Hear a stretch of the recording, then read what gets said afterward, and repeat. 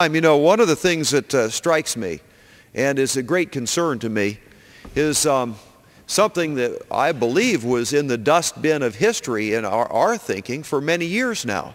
And that was the old Soviet Socialist Republic, the USSR.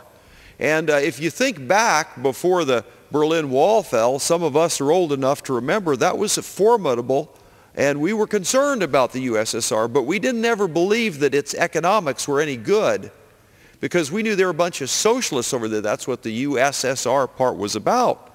And so in a way, when we saw the Berlin Wall come down, we could kind of catch our breath, but we kind of laughed at them and saying, see, we knew that old socialism wasn't going to work. And what was that country based on? The basic assumption was that the government is going to provide you what? Well, I guess one of the first things would be the government's going to provide you with education.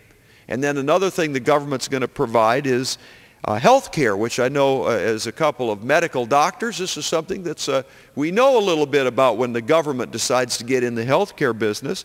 And then, of course, we're going to have the government provide you with food and housing, you see. And then the government's going to give you a job. And that was the heart, aside from being just sort of anti-religious, the USSR, that was the heart of their program. The government's going to do all of this stuff. And now we have just a few weeks ago, the cover of a major news magazine in America, it says, we're all socialists now.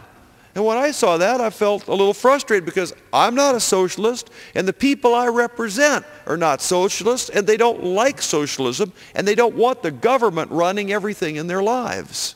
General Yield, I would say that Joe the plumber is not a socialist either, is he?